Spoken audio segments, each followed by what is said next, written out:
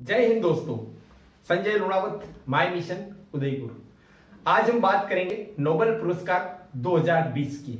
लगभग हर competition exam में इस पर क्वेश्चन आएगा ही आएगा। अब सबसे पहले देख लीजिए, यह पुरस्कार किस फाउंडेशन द्वारा दिए जाते हैं? तो नोबेल फाउंडेशन द्वारा। यहां पर मैं आपको बात बता दूं कि नोबेल फाउंडेशन की स्थापना 29 जून सन 1900 को हुआ। अब भारत के लिए, आपके लिए ये तिथि क्यों इंपॉर्टेंट है? क्योंकि 29 जून को भारतीय सांख्यिकी दिवस मनाया जाता है। प्रशांत चंद्र महालनोबिस प्रसिद्ध सांख्यिकीविद थे, उनके जन्मदिन के उपलक्ष्य में। फिर से नोबेल पर आते हैं। यह नोबेल फाउंडेशन कहां पर है? स्वीडन में है। अब अगला क्वेश्चन कि क्यों दिया जाता है? तो एक प्रसिद्ध वैज्ञानिक हुए थे अल्फ्रेड नोबेल, उनकी याद में। अब ऐसा क्या महान काम किया था उन्होंने? 355 से भी अधिक आविष्कार किए और सबसे महत्वपूर्ण आविष्कार था 1867 में डायनामाइट का आविष्कार, जो अल्फ्रेड नोबेल ने किया था। यह पुरस्कार 1901 में शुरू किए गए विश्व में सर्वोच्च पुरस्कार नोबेल पुरस्कार माने जाते हैं। अब इस पुरस्कार के लिए राशि की व्यवस्था कहां से होती है? ऐसा हुआ, अल्फ्रेड नोबेल ने जीवन भर की अपनी जो पूंजी है ना, जब उन्होंने डायनामाइट का आविष्कार किया और उसका यूज उन्होंने पॉजिटिव तरीके से करने के लिए किया था कि भाई सड़क वगैरह बनाने में, मार्ग में जो अवरोध में चट्टाने आए उनको हटाया जा सके। लेकिन इसका उपयोग किया गया युद्ध के मैदान में। इससे उनके मन में ठेस लगी और उन्होंने अपनी सारी संपत्ति से एक ट्रस्ट बना दिया, एक बैंक में जमा करा दिया और उसके ब्याज से दिया जाता है। तो स्वीडिश बैंक में जमा राशि के ब्याज से इसकी राशि दी जाती है। अब कितनी राशि दी जाती है? हाल ही में पिछले लगभग 8-10 दिन पहले की ही एक न्यूज है कि जो पहले 9 मिलियन स्वीडिश क्रोनर पुरस्कार राशि थी, अब उसे बढ़ा करके 10 मिलियन स्वीडिश क्रोनर पुरस्कार राशि कर दी गई है। अब यहां पर एक और बात आती है कि कितने फील्ड में दिया जाता है। जो मूल नोबेल पुरस्कार है ना, वो 5 फील्ड में दिए जाते हैं।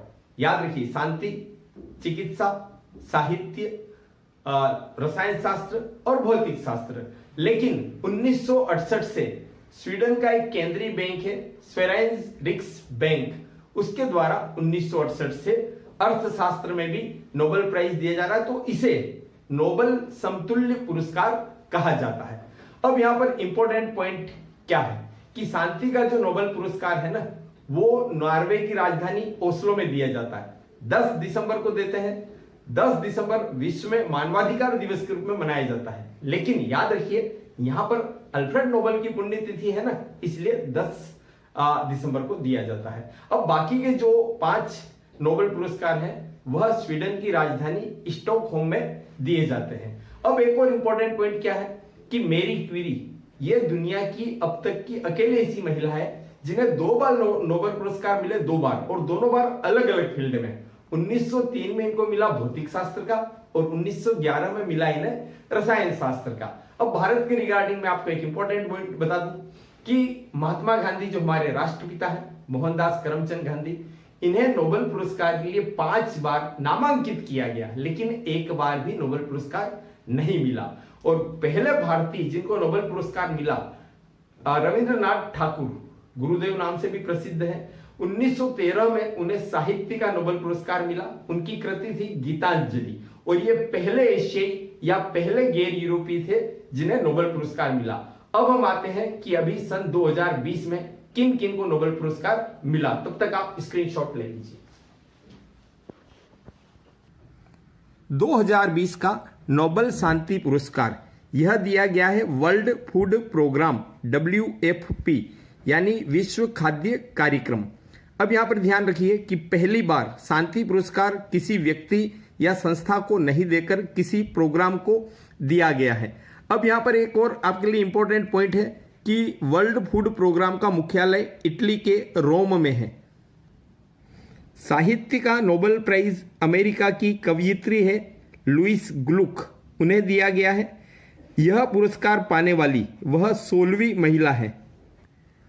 लुइस ग्लुक को उनकी कृति वाइल्ड आइरिस के लिए 1993 में पुलित्जर पुरस्कार भी मिला था।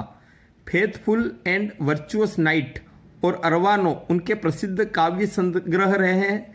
मानवीय दर्द की सच्चाई का केंद्र है उनकी रचनाएं, इसलिए उन्हें पुरस्कार के लिए चुना गया है।